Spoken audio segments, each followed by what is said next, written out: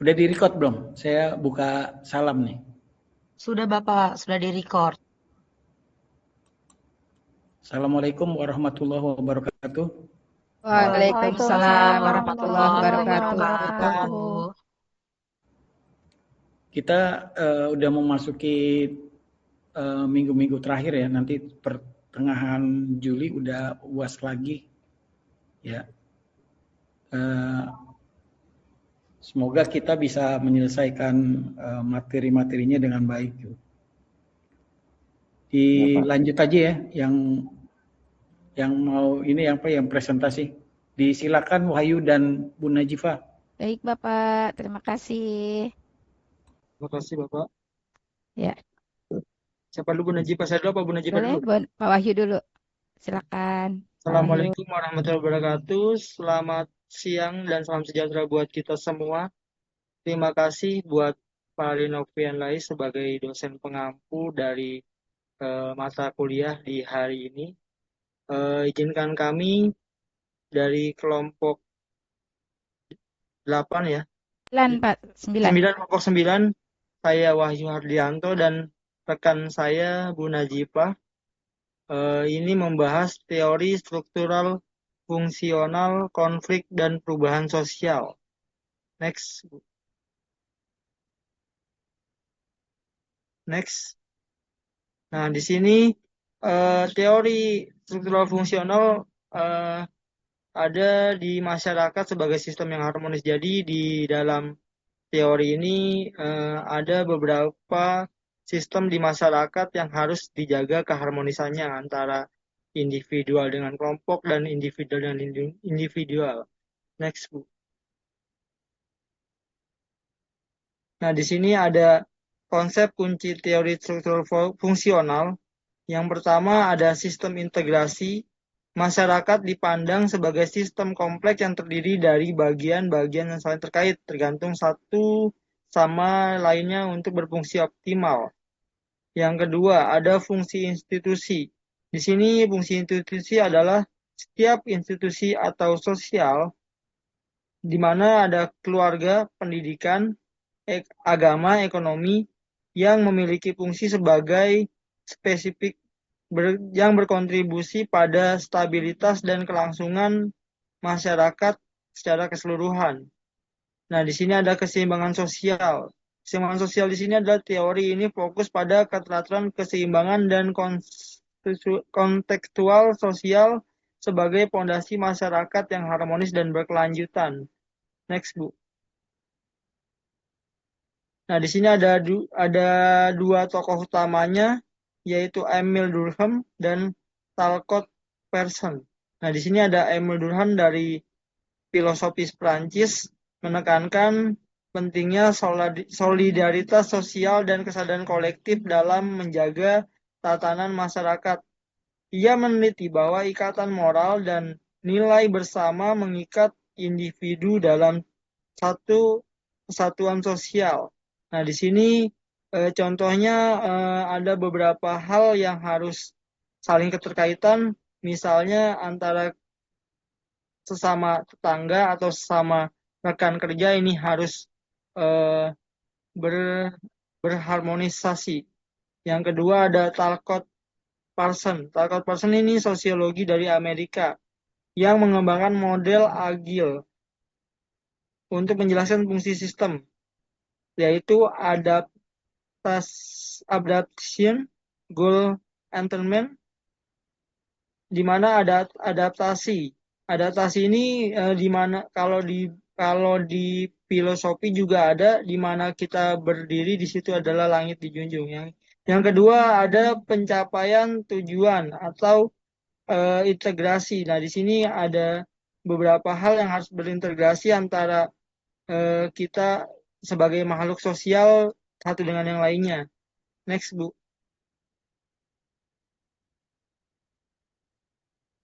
Next. Nah, di sini ada teori konflik dinamika antara kekuasaan dan ketidaksetaraan. Nah, di sini juga ini kita bahas antara kekuasaan dan ketidaksetaraan. Nah, di sini juga hal yang sangat miris di mana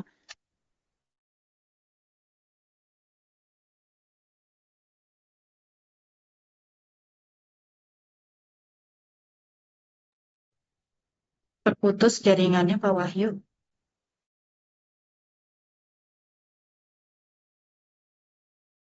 Pak Wahyu.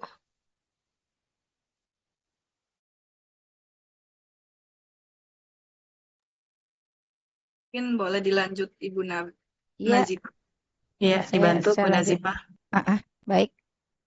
Saya lanjutkan teori konflik dinamika kekuasaan dan ketidaksetaraan. Lanjut. Nah, di sini ada konsep kunci teori konflik. Pertama, arena pertentangan, mana masyarakat dipandang sebagai arena pertentangan kepentingan antara kelompok sosial yang berbeda, bukan sebagai entitas yang harmonis. Bagian kedua yaitu ketidaksetaraan struktural, menekankan adanya ketidaksetaraan, penindasan, dan eksploitasi akibat distribusi sumber daya, kekuasaan, dan prestise yang tidak merata di masyarakat. Ketiga, konflik sebagai katalis. Konflik dipandang sebagai motor penggerak perubahan sosial yang inheren dan alami dalam setiap masyarakat. Dilanjutkan. Ya, tokoh utama dan pemikiran.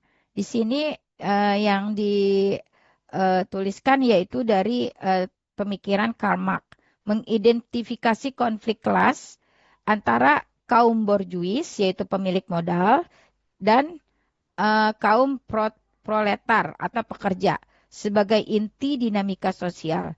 Eksploitasi tenaga kerja menjadi sumber konflik utama dalam kapitalisme. Yang kedua tokohnya adalah Max Weber, menambahkan dimensi kekuasaan dan status sosial selain kelas ekonomi dalam analisa konflik. Weber menekankan bahwa konflik dapat muncul dari berbagai sumber, tidak hanya ekonomi. Selanjutnya, ya. Sekarang ke slide yaitu perubahan sosial sebagai transformasi masyarakat. Ya, selanjutnya, ya. Di sini perspektif perubahan sosial dari berbagai teori. Yang pertama, teori struktural fungsional. Perubahan sosial dilihat sebagai proses bertahap dan harmonis untuk adaptasi, menjaga keseimbangan sistem. Perubahan terjadi secara evolusioner dan mempertahankan stabilitas. Yang kedua yaitu teori konflik. Di sini perubahan sosial dilihat sebagai hasil konflik yang inheren, seringkali revolusioner, yang mendorong kompromi dan transformasi kondisi awal secara radikal. Ya. Nah, di sini terakhir yaitu kesimpulan, memahami kompleksitas masyarakat, di mana ada lensa lengkap di sini. Tiga teori ini memberikan lensa yang berbeda namun saling melengkapi untuk memahami masyarakat secara komprehensif. Struktur dan dinamika. Teori struktural fungsional menyoroti keteraturan, sementara teori konflik menyoroti dinamika kekuasaan. Ya, jadi ini kesimpulannya.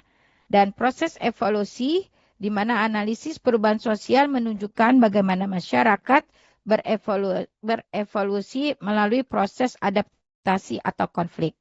Ya, terima kasih. Ya, demikian Bapak dari kelompok kami. Pak Wahyu sepertinya terpental Ya. Bapak Ya, nggak Rais. apa-apa. Ya, saya presensi dulu ya. Baik, Pak. Teguh Haryanto ada, Teguh. Hadir, Pak. Ya. Najipah, Hadir, Pak. ya. Khotimah, Hadir Pak. ya. Awaludin, Hadir Pak. Awal. Ya, hadir, Awaludin Pak. ada awal. Oh iya, oke. Ada Pak, ada. Ya. Rian Alriat, Rian.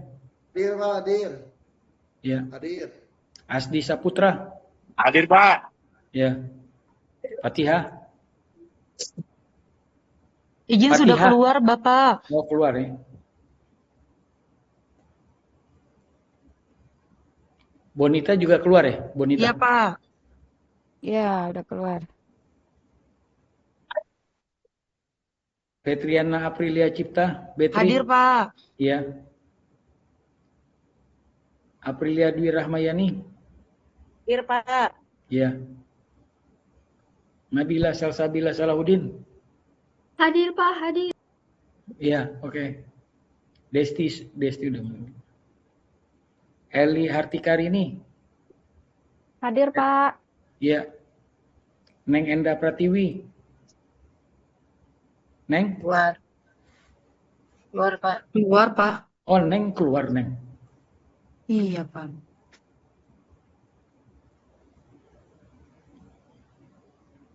Ati Kusmiati. Siap, hadir, Pak. Iya.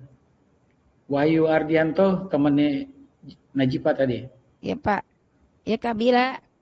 Bila. Iya. Parwanti. Baca ya. Hadir, Pak. Hadir, Pak. Oke. Ahmad Paridi. Salam. Iya. Ihsan Muhammad Hussein. Ihsan ada Ihsan? Ada Pak di Zoom, cuman kayak terpental juga tadi seperti Pak Wahyu. Iya. Mayon Suaristika, Mayon. Hadir, Bapak. Iya. Oke. Christine tadi lagi ada acara jadi nggak saya absen. Alinus Halawa. Alinus. Ada nggak Alinus? Ada Pak, Pak Alinus, Pak. Pak Alinus Pak Alinus belum di-mute, Pak. nyalahin mic-nya. Udah, hadir Pak.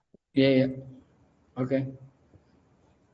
Ya dilanjut dengan tanya jawab. Ya. Yang mau menyanggah, yang mau ini diresen dan juga ketik di kolom chat juga ya. Ya. Ya dipersilakan. Mohon izin Pak Rino, saya hadir Pak Rino. Ya sudah saya absen. Bawanya kebental. Iya, ini saya pakai handphone Pak Rino, mohon izin. Ya. Baik, kepada yang pertama, sesi pertama yaitu Ibu Nabila. Mbak Nabila silakan Kakak. Curang.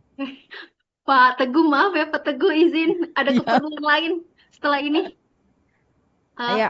Terima kasih Bu Nazipa dan Pak Wahyu, dan izin mau bertanya kepada kelompok. Dalam PPT dijelaskan bahwa teori struktural fungsional menekankan keteraturan, keseimbangan, dan konsensus sosial sebagai fondasi masyarakat yang harmonis dan berkelanjutan. Nah, di sisi lain ini teori konflik ini kan menyoroti adanya ketidaksetaraan struktural yang dapat menimbulkan penindasan, eksploitasi, dan konflik akibat distribusi sumber daya, kekuasaan, serta prestise yang tidak merata. Nah, jika dikaitkan dengan pemikiran Emil Durkheim mengenai pentingnya solidaritas sosial sebagai dasar terciptanya keteraturan moral dalam masyarakat, bagaimana kelompok menjelaskan upaya membangun solidaritas sosial di Indonesia ketika berbagai isu sosial justru berpotensi memicu konflik horizontal yang berkepanjangan, seperti kayak suku ini jelek, suku ini kurang bagus, kayak gitu. Terima kasih.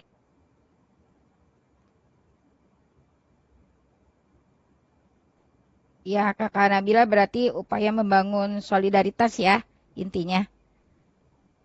Ya, terima kasih. Lanjut Pak Teguh. Ya, makasih Bu Nasiba dan Pak Wahyu. Sebenarnya di kolom chat itu kan tadi udah saya ketik juga, dapatkah konflik sosial dianggap sebagai sesuatu yang positif dalam mendorong perubahan sosial? Kita kan sama-sama tahu nih isu-isu yang sekarang lagi berkembang tuh kaitannya sama revolusi. Nah, apakah kita tanda kutip lah revolusi kan mungkin bisa relevansinya itu nanti ke konflik. Nah, apakah konflik yang seperti itu justru berdampak pada perubahan sosial yang mengarah ke positif atau sebaliknya? Kira-kira begitu. Terima kasih.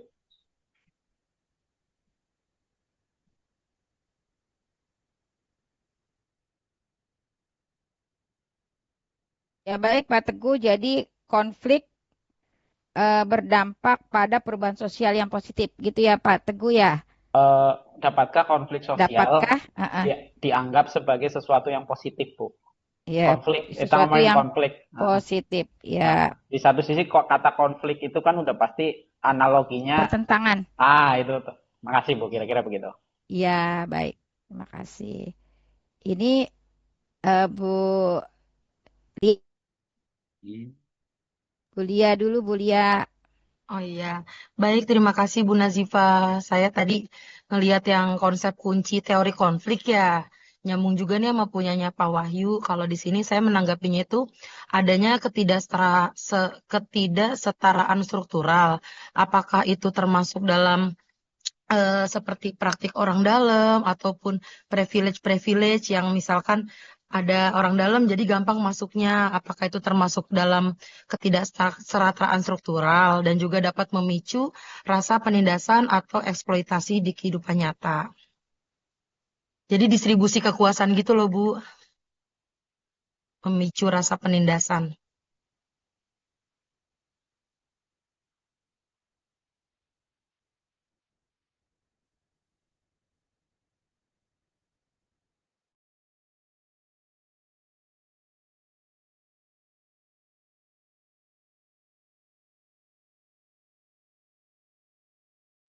Mic-nya masih mati Bu Nazifa? Ah ya, maaf. Bu Lia berarti ini konsep adanya ketidaksetaraan ya. Benar ya Bu Lia ya. Untuk Bu Betul. Ati, nanti dulu ya Bu Ati. Kita jawab 3 dulu ya Bu Ati. Izin. Siap, Bu Najibah, siap. Ya. Pak Wahyu, saya duluan apa Pak Wahyu nih yang Boleh, Bu boleh Bu Nabila? Najibah dulu. Boleh Bu Najibah dulu. Ya. Ntar saya Pak Teguh, saya baru duluan. Untuk Kakak Nabila, izin menjawab dari kelompok kami. Menurut kelompok kami yaitu upaya membangun solidaritas sosial di Indonesia dapat dilakukan dengan memperkuat nilai-nilai kebersamaan. Kakak Nabila, setelah itu nilai gotong royong dan nilai toleransi serta saling menghargai perbedaan yang ada di masyarakat Indonesia. Karena eh, Indonesia merupakan negara yang sangat beragam, sangat banyak ragam dari agama, apalagi suku, kita sangat banyak sekali dan di situ bisa saja muncul konflik-konflik yang sangat sangat rentan ya karena memang terlalu banyak ragamnya gitu sehingga eh, pendiri negara kita sudah mencermati hal ini ya maka dari jauh-jauh hari sudah diciptakan yaitu satu kata yaitu Pancasila di mana di situ buat ikat seluruh dari Sabang sampai Merauke dengan ragam budayanya kita diikat dengan satu Pancasila dan pembukaan Undang-Undang Dasar 1945 serta satu kata yaitu Bhinneka Tunggal Ika. Jadi disinilah pendiri negeri ini founding father kita sudah pasti nih di kejauh lagi di belakang setelah kemerdekaan pasti banyak konflik-konflik maka disitulah 3 kekuatan pilar negara yang mengikat warga negara Indonesia.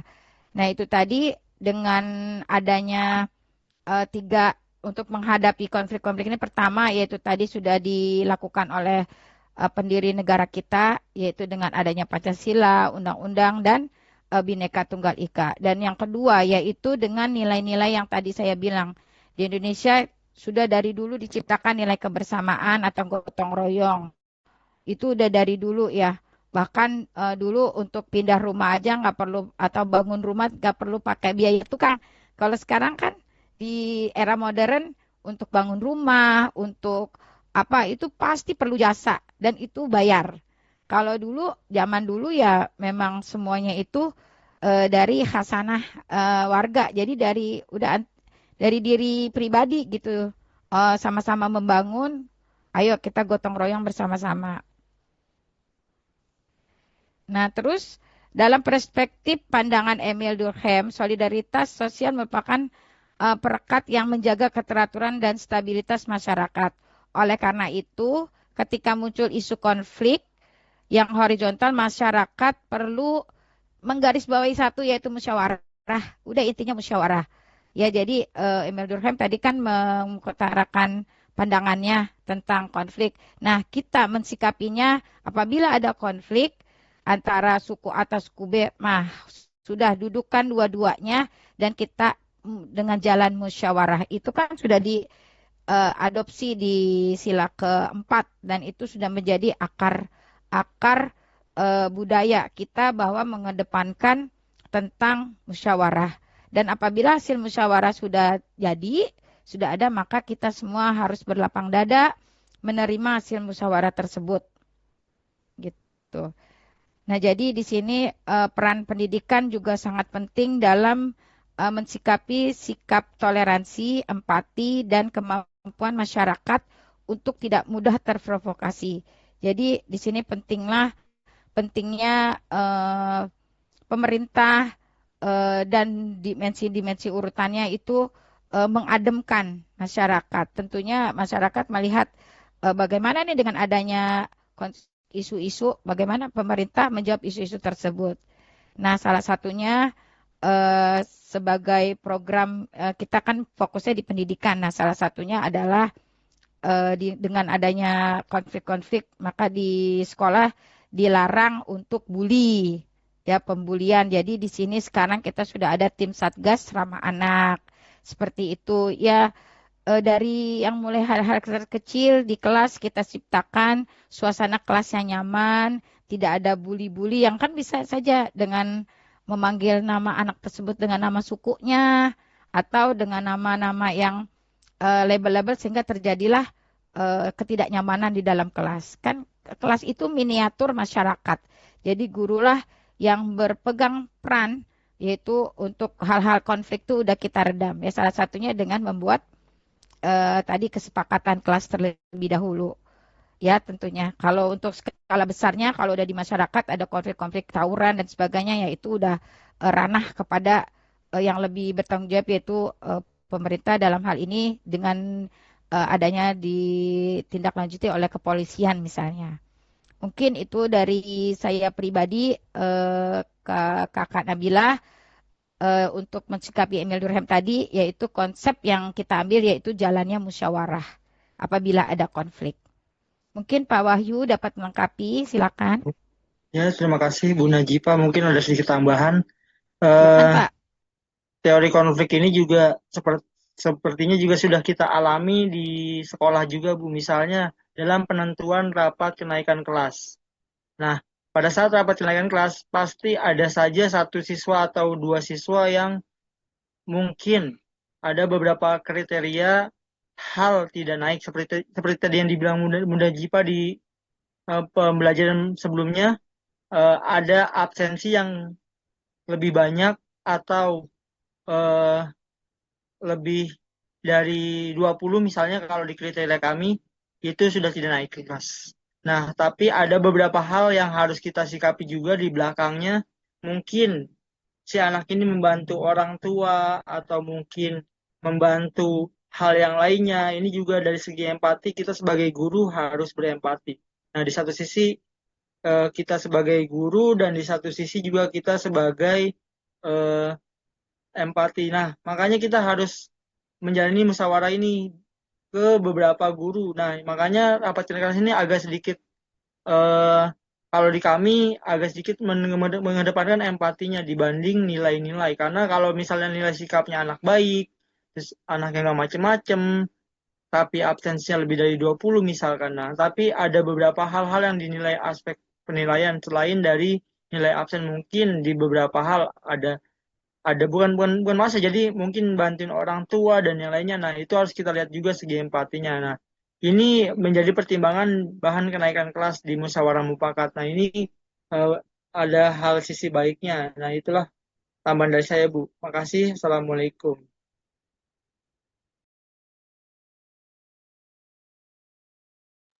Ya, terima kasih. Bagaimana Kakak Nabila? Apakah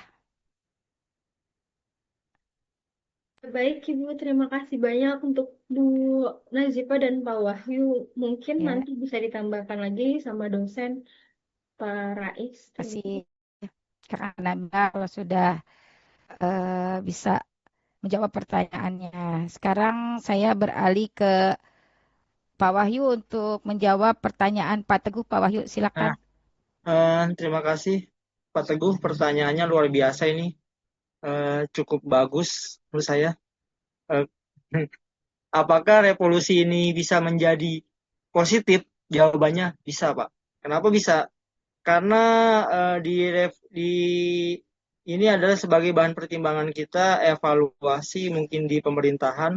Nah, makanya saya jawab bisa. Kalau pemerintahnya atau kalau semua lini pemerintahannya juga mengedepankan rasa dari warga negaranya. Jadi kita bukan menjatuhkan pemerintah, tapi mengevaluasi agar menjadi lebih baik negara ini. Jadi bisa menjadi positif kalau kita berpikiran positif. Nah, dan sebaliknya kalau kita berpikir negatif, maka akan menjadi hal yang negatif buat kita. Misalkan hanya demo, demo itu tidak menyelesaikan masalah. Tapi kalau demonya baik, bisa menjadikan bahan evaluasi dan bahan pertimbangan untuk menjadi negara ini lebih baik. Itu sih Pak Teguh. Kalau saya jawabannya seperti itu. Mungkin ada tambahan dari Bu Najipa dan yang lainnya. Terima kasih Bu Najipa. Ya, untuk pertanyaan Pak Teguh, singkat tapi padat sekali. Konflik yang tadi Pak Wahyu katakan, apakah dapat di sini berdampak pada perubahan sosial yang positif? Ya, dapat. Yang pertama, ya saya menambahkan tadi kata Pak Wahyu bisa, yaitu tadi untuk mengkritik adanya demo dan sebagainya itu kan sebenarnya inian luapan masyarakat ya, tapi dikasih ruang oleh negara yaitu dengan berdemo. Tapi tentu saja demonya yang beretika, tidak merusak-rusak fasum dan sebagainya. Karena kan nanti masyarakat juga yang akhirnya kesulitan, yang mau bekerja butuh fasum umum ya untuk kenyamanan, terminalnya mungkin dibakar dan sebagainya, kan kasihan juga yang mau mencari rezeki, guru yang ingin mengajar sulit gitu. Jadi boleh mengutarakan apa namanya tadi pendapat, tapi kita yang inilah yang beradab gitu, beretika ya insya Allah. Ya kalau misalnya pun tidak kok lama berubahnya, ya memang untuk perubahan suatu kebijakan itu kan gak langsung serta-merta dikabulkan ya, tapi kan perlu sidang dulu, perlu dengar jajak pendapat dan sebagainya. Kalau saya menambahkan ya Pak Teguh, bahwa dengan adanya konflik itu sebetulnya mendorong inovasi untuk pemerintah untuk mendorong inovasi dan beradaptasi, sehingga di sini dengan adanya konflik kan jadi ada inovasi ya, sehingga mungkin pihak swasta kayak seperti buruh menaikkan UMR. Nah, jadi dengan adanya konflik-konflik di bawah tuh di atas mendengarkan juga gitu. Oh iyalah, dengan harga BBM yang mungkin sudah tinggi, ya tentunya UMR saat ini mungkin tidak, kalau orang saya pribadi bilangnya kalau bahasa ininya kecandak gitu ya, kalau orang kita nih ibu-ibu gitu, dengan uang sini kecandak gak ya kebutuhan gitu. Nah, seperti itu juga dengan adanya konflik-konflik tadi, saran dari demo para buruh. Nah, itu kan bisa menjadi inovasi untuk pihak swasta atau pihak-pihak pemerintah untuk menaikkan UMR misalnya. Seperti itu, Pak. Jadi bisa sekali nih dengan adanya konflik tuh kayak semacam sentilan juga ya, mungkin oh ternyata di bawah tuh kayak begini. Coba kalau adem ayem ya kan orang nggak tahu gitu bahwa di bawah tuh bergejolak. Jadi sebenarnya nggak apa-apa diberi ruang untuk mengukuhkan pendapat, tentunya tadi yang saya bilang demonya dengan akhlak dan etika yang baik, tidak merusak-rusak fasilitas umum. Itu tadi. Yang ketiga, memperkuat identitas. Jadi di sini organisasi dan komunitas lebih kompak. Seperti misalnya dari pihak mahasiswa, jadi mahasiswa-mahasiswa itu kompak gitu. Jadi di bawah bendera mahasiswa nih kita mengutarakan misalnya kenaikan BBM-nya begini-begini. Jadi disampaikan dengan cara yang beretika, boleh, dan itu sangat berdampak positif. Itu saja Bapak Pak Teguh, tentunya konflik ini tetap saja harus dengan koridor yang positif ya Bapak. Penyampaiannya juga harus baik, ibaratnya penjaga misalkan polisi-polisi itu kan juga manusia juga, tidak perlulah kita demonya pakai mungkin dilempar batu dan sebagainya, kan tentunya mungkin ada saudara-saudara kita juga yang jadi polisi saat itu. Jadi kita sama-sama saling yang mengutarakan pendapat juga harus baik, yang si penjaga keamanannya pun juga harus memperlakukan pendemo juga dengan baik. Jadi seperti itu supaya sampai nih kekuatan kita sampai dengar ke pembuat kebijakan atau legalisi. Mungkin itu pertanyaan saya Pak Teguh. Jadi boleh ya Pak Teguh, berdampak sekali positif. Izin menambahkan Bu. Alhamdulillah Pak Rian. Ya, Silakan Pak Rian. Silakan Pak Rian. ya menyambung tadi jawaban Ibu dan nanti saya ada tambahan juga. Memang kadang-kadang ya kita kalau berteori itu enak ya, demo harus positif, terus harus yang baik, harus yang benar. Itu benar, tepat sekali. Tapi realitanya dalam sejarah, kalau kita demo seperti itu kurang didengar oleh pemerintah. Kayak gitu ya kan. Konflik-konflik yang terjadi di Indonesia terutamanya itu pasti ada pergerakan dari Orde Lama terus ke Orde Baru, dari Orde Baru ke Reformasi. Itu demonya saya lihat tidak yang tidak yang seperti tadi Ibu sampaikan itu. Tapi realitanya tuh kita lihat kerusuh itu ya. Dibakar sini, dibakar sana se-Indonesia. Nah, ketika itu baru tuh didengar pemerintah, baru berubah tuh, terjadi tuh perubahan sosial. Karena kalau kita seperti teori-teori, maaf ya, ini kita realita ya, kita bicara realita. Itu demonya itu nggak didengar biasanya. Ya, jalan. Tapi ketika sudah mulai anarkis ya, kayak filmnya Sogi itu kita lihat yang Orde Lama, di mana banyak penduduk Indonesia ngantri minyak tanah, ngantri beras, belum gerakan komunis G30 PKI, mahasiswa turun, hancurlah Orde Lama, masuk ke Orde Baru.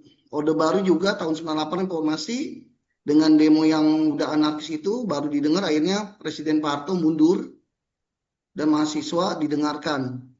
Itu yang realitanya. Tapi kalau kita lihat secara teori ya memang itu ya, dengan adanya konflik seperti Bu Najipah sampaikan dan Pak Wahyu itu benar.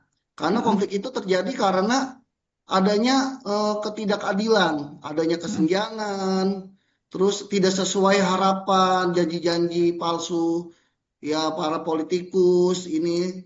Akhirnya masyarakat merasa kok ini kayak gini. Kemarin pas kampanye begini, nah terjadilah konflik tuh.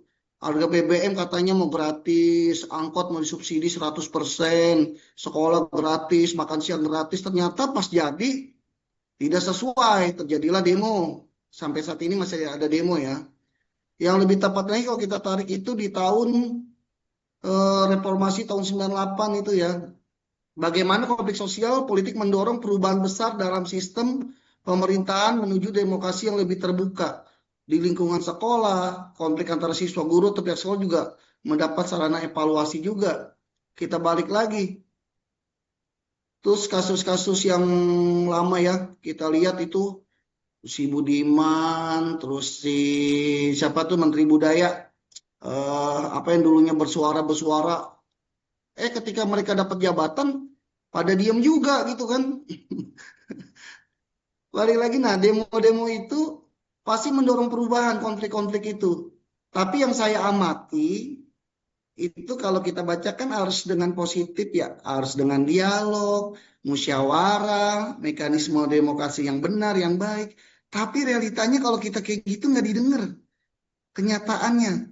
Yang terjadi adalah kerusuhan-kerusuhan, mahasiswa udah marah, ada juga pihak ketiga mendompleng segala macam, dibakar sana sini, rakyat udah berontak, rakyat udah marah, baru itu terjadi perubahan besar, khususnya yang terjadi di Indonesia. Jadi pertanyaan Pak Teguh tadi untuk saya tambahkan, apakah konflik sosial dianggap sebagai sesuatu yang positif dalam mendorong konflik sosial? Ya, itu benar.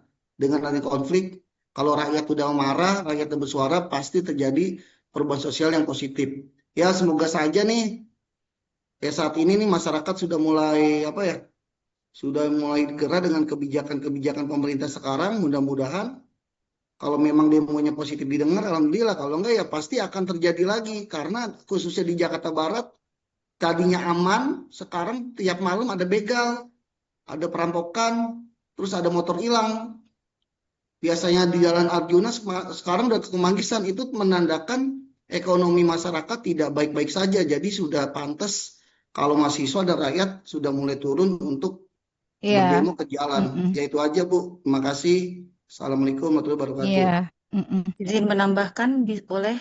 Boleh Bu Silakan. Mayon, Aku silakan. main. Iya, tadi yang dikatakan Pak Rian ya Betul. itu, Pak. ya kenapa ada ricuh juga kalau misalkan dari demonstrasi itu ya.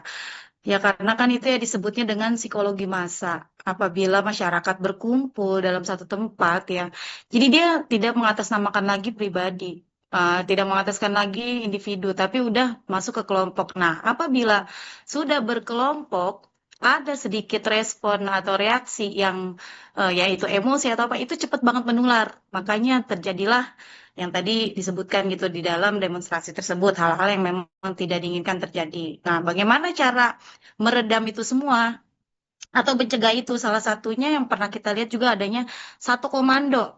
Kalau kita demonstrasi itu sebelumnya pernah ada beberapa demo yang kita mungkin ibu bapak pernah ingat gitu ya, adanya satu komando yang memang semua tuh memastikan massa itu ketika bergerak itu ada komando yang jelas. Kemudian juga ada koordinator atau koordinasi di lapangan yang cukup kuat gitu. Jadi massa itu bisa terkontrol. Dan selanjutnya dari yang diprotes atau di demo, misalkan dari pihak pemerintah, sisi pemerintah itu adanya keterbukaan, membuka ruang dialog. Apabila masyarakat mendemo, nah pemerintah harus apa namanya menjawab itu. Jadi bukannya kabur atau justru mengabaikan gitu, Diajak tidak makan, Bu mendengar Mayun. aspirasi. Diajak makan bareng. Ya, jadi jangan pergi ke luar negeri atau pemerintahnya tidak menanggapi. Itulah yang membuat massa itu semakin emosi itu. Kalau menurut saya. Terima kasih. Kan karena adanya demo Ya, Bu ini kan Mayon. menyuarakan aspirasi, menyuarakan hal-hal kegelisahan, keresahan, hal-hal yang dirasakan masyarakat itu tidak adil. Iya, Bu Mayon Ingin menambahkan menambahkan lagi. boleh? Kenapa nggak marah ya? Karena kan ekonomi ya. Kalau udah urusan perut, urusan apa itu udah pasti masyarakat bertindak gitu kan. Apalagi ada yang demo waktu itu diajak makan bareng ya kan. Habis diajak makan bareng tiba-tiba pulangnya tadinya galak jadi diem gitu kan.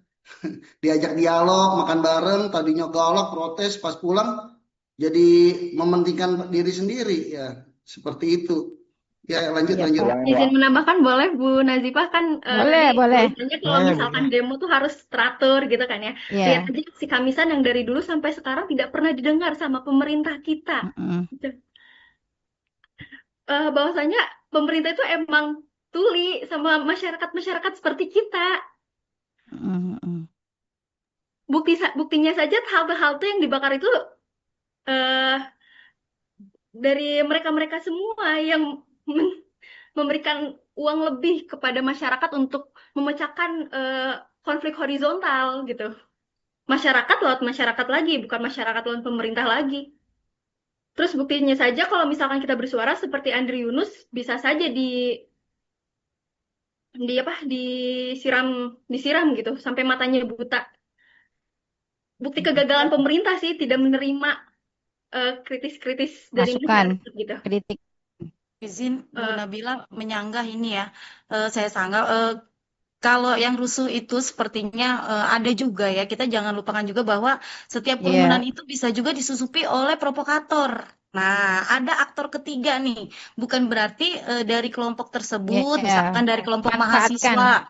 Iya, terkadang ada oknum-oknum tertentu yang tidak bertanggung jawab. Jadi yang perlu kita hati-hati ya memang itulah yang terkadang tidak terdeteksi. Nah, belum tentu fasilitas umum yang terbakar dan lain-lain itu adalah akibat dari demonstrator ya, tapi bisa jadi adalah orang-orang susupan begitu kalau menurut saya. Jadi kan memang ya ada aktor ketiga di situ. Boleh Mau ini? gimana lagi kalau misalkan kita aja demo udah kayak bersuara dengan aksi kamisan seperti kayak misalkan itu teratur kan ya, tapi nggak pernah didengar. Ya mau nggak mau ya kita pasti ada sebab dan Setuju, akibat gitu. setuju Halo, Bu Nabila, setuju halo, itu. Karena kalau boleh adem, boleh nambah, kalau adem boleh ayam, nambah dikit, kalau adem ayam boleh itu nggak didengerin. Boleh Baik, boleh Beli. boleh nambah dikit. silakan Bu Ya Eli. boleh, Ya, boleh terima beli, kasih. boleh, Ya, boleh Bu. menarik sekali ya diskusinya. Ya, memang sih ya, Seru nih tentang konflik soalnya. iya ya, memang sih ya kalau benar kata teman-teman gitu, kalau Putus-putus Bu. misalkan, halo tes tes tes tes. Jelas, jelas, jelas, Lanjut jelas. Bu, lanjut. Lanjut, Iya, lanjut. ya, menarik sekali gitu. Nah, benar sih kata teman-teman ya, apa yang disampaikan tadi itu memang kalau demo pasti nggak didengerin, apalagi kalau duduk bareng. Nah, pengalaman saya juga ya gitu. Jadi di wilayah saja kita duduk bareng apa namanya dengan pemerintah itu dengan membawa beberapa persoalan yang ada di lingkungan sekitar kayak gitu. Nah, terus itu duduk barengnya itu kami di tingkat provinsi ataupun di tingkat kabupaten gitu dengan nama Forum Pemangku Kepentingan. Nah, kami duduk bareng dengan mengundang OPD-OPD terkait kayak gitu dengan apa namanya berdiskusi dengan permasalahan yang kami bawa kayak gitu. Namun memang seperti yang disampaikan tadi, tanggapan dari pemerintah itu sendiri ya sudah menerima saja masukan dari kami kayak gitu. Akan tetapi implementasinya nonsen gitu, tidak ada implementasi sama sekali. Ya memberikan masukan harus apa namanya solusinya harus begini, harus begitu gitu. Akan tetapi ya tetap saja gitu yang gerak itu adalah masyarakat kayak gitu. Namun tidak ada apa namanya gerak secara nyata yang dilakukan oleh pemerintah itu sendiri. Dan itu memang terjadi memang hingga sekarang kayak gitu. Tidak hanya pada saat memang saat demo kayak gitu masyarakat itu tidak didengarkan, aspirasinya tidak didengarkan, akan tetapi proses secara langsung pun dilakukan di forum-forum tertentu itu tidak sama sekali, tidak ada implementasi sama sekali. Oke, gitu aja. Terima kasih. Terima kasih Bu Eli. Mungkin ada yang mau menanggapi lagi Bapak Ibu? Kayaknya udah ada. Berarti Iya, iya lanjut masih nih. Masih lanjut. Lanjut, Ya. lanjut. Apakah Tadi masih lanjut? Bu Mayon bilang betul ya. Nggak apa-apa menarik ini, nggak biar usah nggak ada Iya. nanya-nanya lagi. Iya, iya. Tadi benar itu ada pihak ketiga disusumin karena saya langsung di situ ya. Saya waktu itu ikut demo tapi ini off the record ya ngomong ya udahlah. Itu saya pas Yo ngomong dari aja Pak. dari mahasiswa juga ada namanya dulu saya ikut forum kota ya Forkot. Itu juga Forkot juga forum kota itu ada yang didanain juga. Jadi kadang-kadang kita mengupas saja ya, ada demo nih masyarakat. Nah dari pemerintah juga bayar organisasi gitu loh, dibiayain untuk demo tandingan. Akhirnya tuh bentrok. Nah ada juga intel-intel yang bakar halte apa itu juga dari pemerintah juga. Karena itu dari lawan politiknya. Tapi sekali lagi, walaupun dari lawan politiknya demo itu terjadi karena urusan perut, urusan ketidakadilan, ketidaksejahteraan itu pasti muncul ketika kita tarik ya sampai zaman Presiden SBY itu kalau ada kenaikan BBM, ada kenaikan cabai itu diumumin malam-malam, pemerintah pasti minta maaf. Saya Presiden meminta maaf berdasarkan pendapat dengan anggota DPR, mohon maaf ada kenaikan itu dulu. Setelah pemerintahan SBY berakhir sampai sekarang itu naik-naik aja. Nggak pernah tuh diumumin, nggak pernah pemerintah minta maaf. Bahkan kita tadi yang Bu Nabila bilang, sama yang saya baca, pemerintah akan menaikkan token listrik, masyarakat diharap berhemat. Terus pemerintah naikkan BBM, biar masyarakat nggak jalan-jalan, jadi masyarakat diharap berhemat. Jadi yang ditekan masyarakat. Terus ada lagi saya baca, masyarakat harus rajin membayar pajak, karena utang kita sudah 10.000 triliun. Ya. Nah, buat apa ada pemerintah kalau nggak bisa mengatasi gitu ya? Akhirnya apa? Timbulnya tuh mahasiswa turun, rakyat turun. Urusan apa? Ekonomi, perut. Mungkin kalau negara kita sejahtera, terus pejabatnya ngomong yang nggak asal ngucap, insya Allah adem ayem aja gitu loh. Ini ada pemerintah bukannya teratur malah parah gitu. Yang kaya makin kaya, yang miskin makin ditindas. Kalau menurut saya seperti itu. Halo. Dari Pak Rais, Halo. ada tambahan Pak Rais? Ya, udah ya. Saya ambil alih aja. Ya, Pak Rais, silakan Pak Rais. Ya. Silakan Eh, Pak.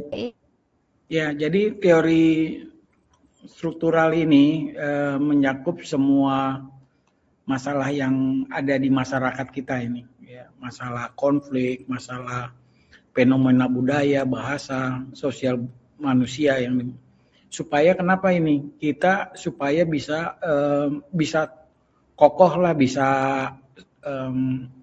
menjalaninya dengan kuat gitu. Jadi sesuai yang diinikan dengan ahli-ahli yang dalam teori struktural ini ya, seperti Ferdinand de Saussure, Claude de Strauss. Kalau yang Ferdinand membahas masalah linguistiknya, kalau si Claude masalah dengan antropologi, supaya mitos-mitos dalam masyarakat bisa aturan-aturan ini bersifat universal, jadi benar-benar terbuka gitu. Nah, masalah-masalah seperti yang sekarang ada di masyarakat, masalah-masalah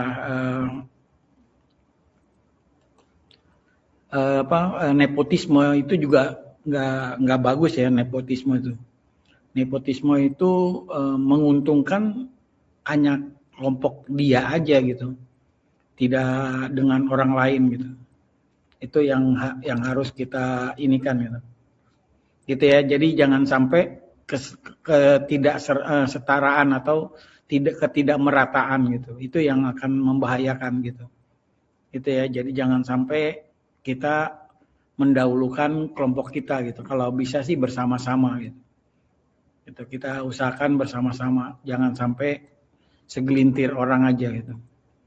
Nah, kalau peran sosial, lembaga sosial ini sangat penting ya. Jadi di Republik ini semua lembaga-lembaga sosial udah ada nih, gitu. Jadi masalah keluarga, agama sudah ada semua gitu. Jadi sudah tercover ya, masalah apapun juga gitu. Masalah berantem antara rumah tangga apa gitu, semua perubahan sosial itu udah ada semua gitu. Jadi sudah bisa tercover lah gitu. Udah bisa diselesaikan dengan baik gitu oleh lembaga-lembaga sosial tersebut.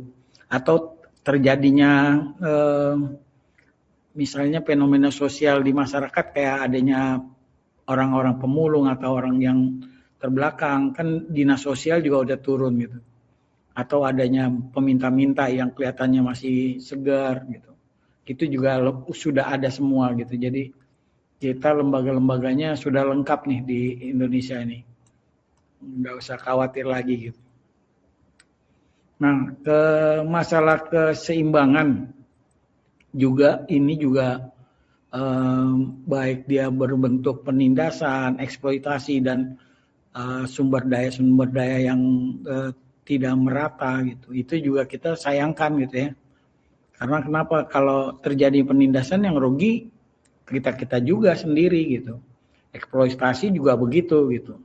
Konflik juga gitu. Jadi semua yang dilakukan oleh masyarakat terjadinya hal-hal tersebut yang tidak bersifat negatif itu harus ditinggalkan gitu. Baik mau dia tadi contohnya demo atau apa gitu. Pokoknya sekarang kalau ada hal-hal yang begitu pasti ada tandingannya. Gitu yang tadi Pak Rian kasih tahu.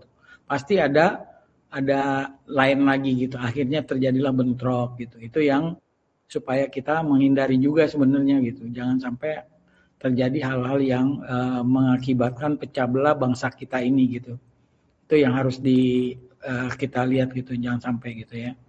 Supaya kita benar-benar tercipta dengan baik masyarakat kita gitu. Kita emang tugasnya guru gitu. Jangan sampai juga menjadikan provokator atau yang bisa memicu konflik horizontal atau berkepanjangan gitu. Begitu juga dengan terjadi konflik agama atau konflik budaya. Nah, itu yang kita sesalkan juga tuh beberapa ini terjadi gitu. Atau premanisme gitu sekarang ini gitu. Itu yang walaupun untuk membangun solidaritas ini juga dibutuhkan untuk orang-orang yang benar-benar survive gitu, benar-benar yang mau menjalankannya gitu. Nah, gitu. Jadi jangan sampai terjadi hal-hal yang tidak diinginkan. Ya, jadi pecah belah ini juga bahaya ini gitu. Terjadinya takutnya kalau udah pecah belah, udah ada yang susupin, ada orang yang tadi itu supaya kita jadi rugi sendiri gitu bangsa gitu. Gitu. Jadi jangan sampai kita demo atau merugikan orang lain. Itu yang tadi dikatakan semua juga ini juga gitu. Itu masalah kesenjangan di kualitas pendidikan juga sama ini. Nih kalau di pendidikan juga banyak ininya ya, banyak yang menyamakan kedudukan gitu. Ya, biasanya ketimpangan akses, kualitas memicu kecemburuan yang memperkuat siklus kemiskinan antar generasi gitu. Nah, begitu juga dengan adanya alat hegemoni penguasa gitu, baik yang kurikulum dan sistem pendidikan dirancang agar sesuai dengan kebutuhan kelompok elit gitu, yang kayak periode-periode lalu gitu. Terjadinya kelompok-kelompok pemilik modal ini juga gitu. Mobilitas sosial yang kelas bawah hingga menjadi kelompok-kelompok yang tidak diinginkan. Begitu juga dengan diskriminasi aksesnya gitu. Sekolah di wilayah perkotaan maju, sedangkan di desa terpencil itu biasanya nggak maju gitu. Itu yang keterbatasan fasilitas itu. Makanya pemerataan pendidikan itu sangat penting gitu. Kalau bisa sampai ke daerah 3T tersebut, terluar, terpinggir, termarginal, semuanya harus dilakukan gitu. Jadi tidak pandang bulu gitu, mau dia di kota atau di desa atau di daerah-daerah terpencil gitu. Ini yang terjadinya siklus kemiskinan, ketidakmampuan keluarga nih. Kita juga harus jadi miris ya hati kita ya. Yang berpenghasilan rendah, biaya pendidikan berkualitas untuk anak-anaknya tertinggal gitu. Baik dalam literasi dan keterampilan, sehingga sulit bersaing nanti kalau setelah lulus, dia mau kerja apa nanti gitu. Itulah yang akan terjadi dampaknya terhadap pendidikan kita nih.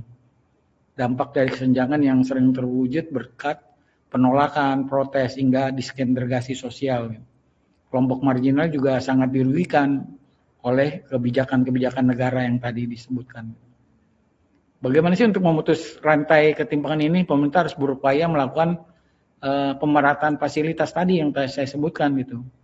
Memberikan bantuan, biaya pendidikan untuk memantau atau menggunakan fasilitas yang sesuai yang telah diberikan.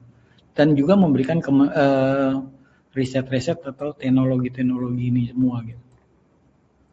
Itu ya, jadi jangan sampai bisa terjadinya hal-hal yang ini tidak diinginkan itu.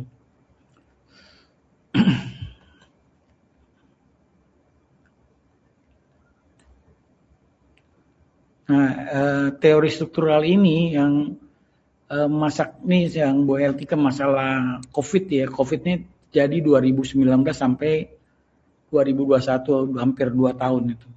Saya mengalami juga, saya juga kena waktu itu tahun 2020-nya ya. 21 saya kenanya pas setelah itu.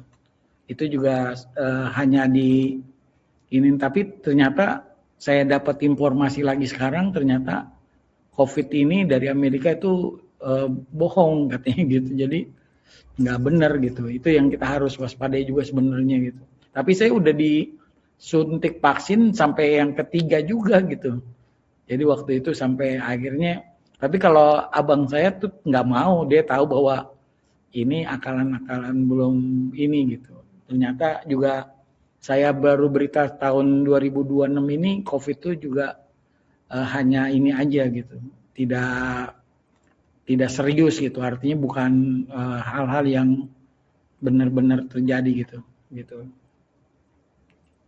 Gitu ya. Jadi saya mengharapkan semua ini kita bisa menjalankannya dengan baik gitu.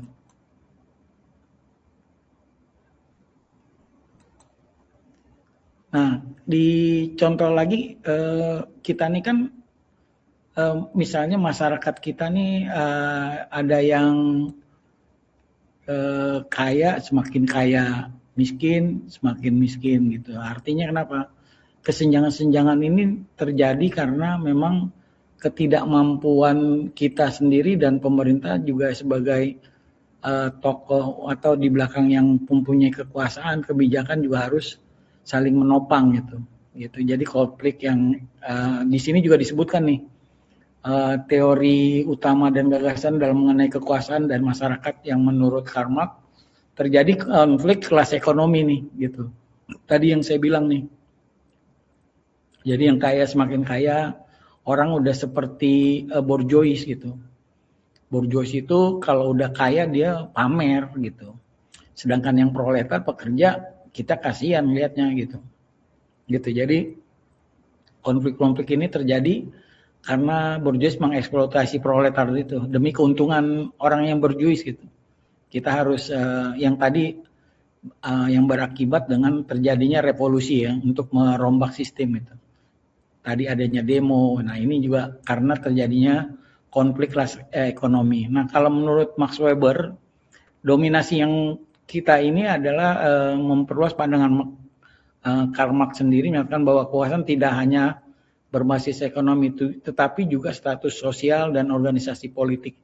Nah, ini yang sering nih disalahgunakan nih gitu. Jadi dominasi, status, kekayaan itu terjadi karena kelompok-kelompok yang masyarakat bersaing mendapatkan kehormatan gitu, hak privilege dari posisi yang punya wewenang. Ini yang harus kita inikan gitu. Status yang tadi juga kaitannya dengan KKN gitu, itu yang akhirnya bahaya gitu. Itu ya, jadi jangan sampai kita mengikuti hal-hal ini. Nah, kalau menurut si Ralph Dahrendorf ini konflik otoritas, bahwa Dahrendorf berfokus pada struktur masyarakat modern di mana otoritas lebih menentukan konflik daripada kepemilikan modal. Jadi kalau si Ralph Dahrendorf ini dia lebih utamain konflik daripada kepemilikan modal ini orang-orang bourgeois gitu. Supaya kenapa? Karena dia tahu bahwa dengan adanya konflik orang-orang yang punya modal dia akan tahu diri nanti gitu. Dia tidak kita di demo terus nih sama orang masyarakat miskin atau menengah ke bawah gitu.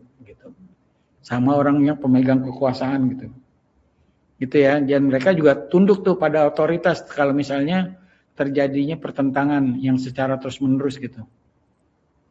Nah, kalau menurut Louis Coser nih konflik fungsional nih. Nah, dia berbeda dengan yang orang-orang di atas yang tadi saya sebutkan bahwa Counter memiliki elemen yang bisa mempersatukan gitu. Jadi dia lebih bagus nih dengan adanya konflik-konflik ini, dia bisa mempersatukan, memperkuat struktur masyarakat gitu. Jadi supaya bagaimana mencegah konflik-konflik yang tadi mau baik horizontal, konflik dengan masyarakat, baik konflik eksternal, kelompok lain, justru mempererat solidaritas tuh internal dalam suatu kelompok atau fungsi sebagai kita sekatup penyelamatnya gitu, safety valve.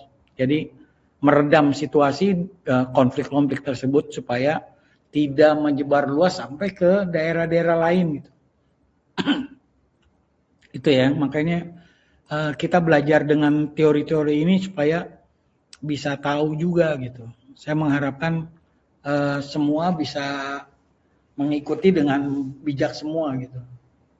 Mungkin saya pengantarnya itu, ada yang mau bertanya, menambahkan atau mau terserah mau apa juga sih. Yang penting dalam pembelajaran ini teori proses sosial budaya ini kita harus menjadikan semua hal-hal yang bisa menjadi bijak untuk kita hasilnya gitu, supaya nanti keputusan-keputusan kita bisa sama-sama saling menguntungkan. Mungkin dari saya ada yang mau bertanya, mau menambahkan, dipersilakan. Bapak mohon maaf, saya izin menambahkan sedikit ya Pak. Ya, silakan. Silakan. Ya, tadi kan Bu Najipah membahas bahwa kita itu dipersatukan oleh Pancasila dan semboyan kita itu adalah Bhinneka Tunggal Ika. Saya agak sedikit ini ya Pak, menceritakan pengalaman saya sendiri. Tapi pada kenyataannya Pak, masih aja ada yang membedakan masalah ini Pak, kayak ras gitu loh Pak. Kan saya memang tinggal di Bekasi ya Pak. Nah, kebetulan kemarin itu kan memang kepala sekolah saya kan meninggal nih Pak. Jadi Nah, kebanyakan memang guru-guru di tempat saya itu memang mereka tuh asli dari penduduk situ gitu, Pak. Nah, ternyata sebelum kepala sekolah itu meninggal, dia itu sudah memberikan rekomendasi kalau saya itu memang dijadikan sebagai PLT penggantinya dia. Kan memang dia mau pensiun, Pak, tapi ternyata sebelum masa pensiun dia sudah meninggal. Nah, ada beberapa pro dan kontra, Pak, di antara teman-teman saya itu dengan dalihnya seperti ini, Pak. Kok malah Bu Ati yang dijadikan penggantinya? Kenapa nggak guru senior gitu kan? Kenapa nggak Bu Haji misalkan? Karena dia kan orang sini dan dekat dengan kepala sekolah. Saya kan ditanya seperti itu juga sempat bingung ya Pak, karena memang apa? Saya tidak pernah mengajukan gitu. Dan saya suka sedihnya gini, apakah pendatang itu tidak boleh maju atau tidak boleh berkarir, Pak? Suka timbul lah pertanyaan seperti itu, Pak. Sedangkan kita memang dari diri saya aja, saya tidak pernah Pak mengajukan menjadi PLT. Saya ini cuma mendapat rekomendasi dan mendapat tugas dari dinas suruh menggantikan kepala sekolah saya yang meninggal. Tapi akhirnya kan timbul Pak pro dan kontra. Jadi seperti itu Pak.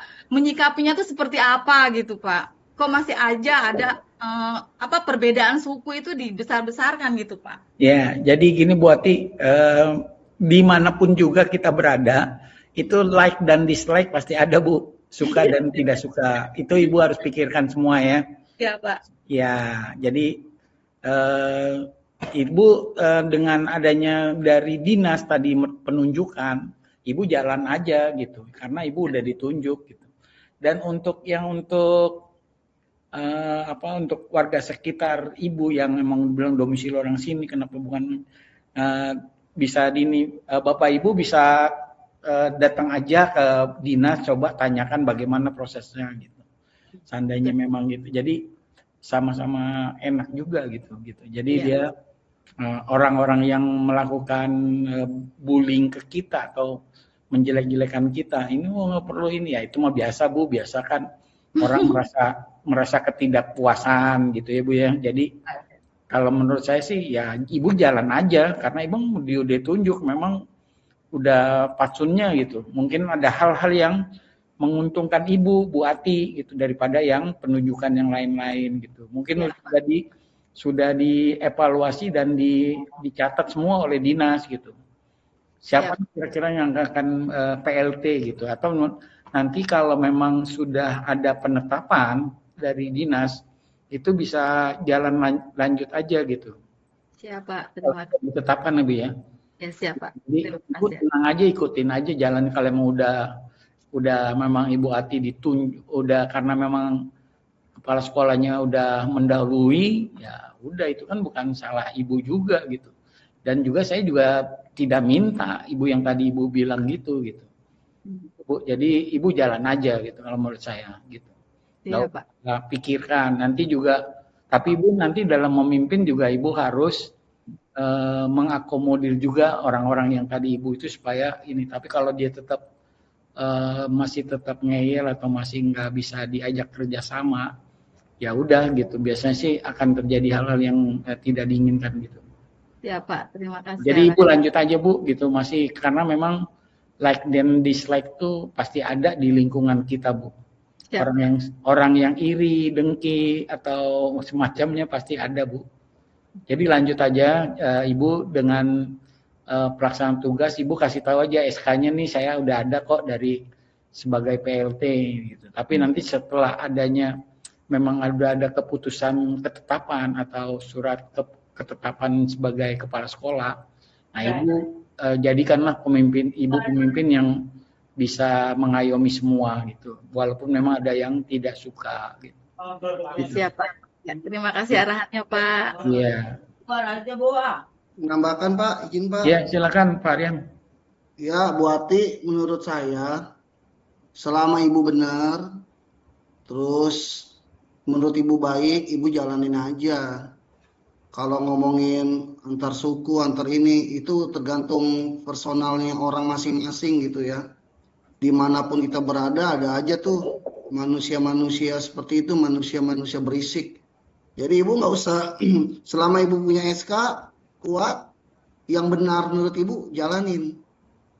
Terus tadi yang Pak Rais bilang tadi, walaupun kita nanti udah ini, orang-orang yang dislike sama kita, tetap kita berbuat baik, kebijakan kita juga sama buat mereka. Jangan sampai nanti ketika Ibu jadi, Ibu ada dendam gitu sama orang-orang itu.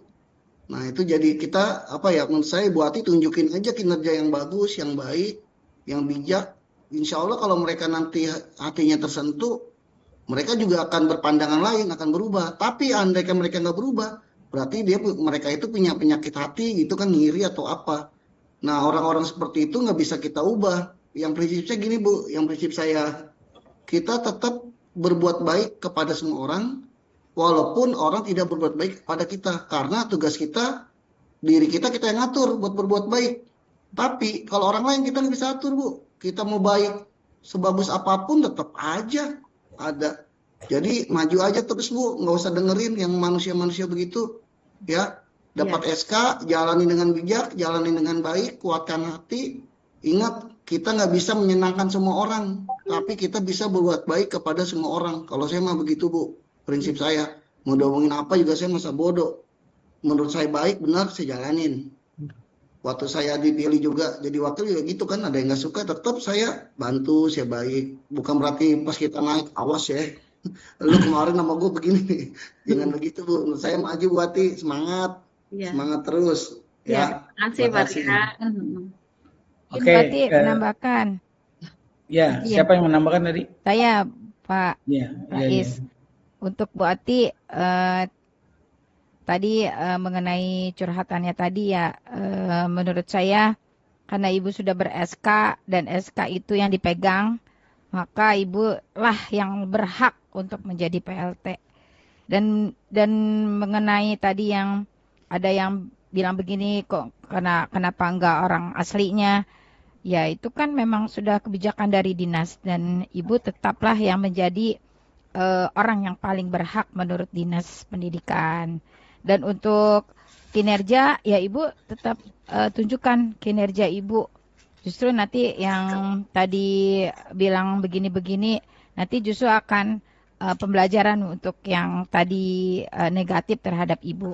Insya Allah nanti Ibu akan lebih diberikan kemudahan oleh Allah Subhanahu Wa Taala. Semangat Bu Ati.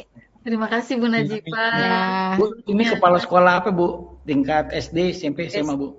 SD Pak. Oh SD, ya Bu, nggak apa-apa Bu, lanjut aja.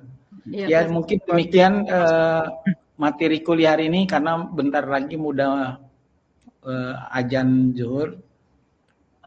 Ya, jadi nggak usah dikesimpulan, yang penting jadi intinya kesimpulannya teori konflik ini kalau memang ada, kita harus benar-benar bijak lah gitu ya kalau ada yang mau konflik gitu. Dan kita berada di jalan yang lurus saja nih, kesimpulannya itu. Jadi kalau kita ada kenapa-napa ya lakonin aja, jalanin aja, yang penting kita sudah benar gitu. Jangan sampai kita juga ngambil jalan yang tidak benar. Intinya di situ. Demikian materi kuliah hari ini. Semoga bisa menjadi lebih baik lagi dan kedepannya semua jadi sukses semua dimanapun berada. Demikian billahi taufiq wal hidayah. Assalamualaikum warahmatullahi wabarakatuh. Waalaikumsalam warahmatullahi wabarakatuh. Terima kasih Pak Rais. Terima kasih banyak Bapak. Terima kasih Pak. Terima kasih Bu Nazipa dan Pak Wahyu. Sama-sama Bapak. Semoga sehat selalu. Waalaikumsalam.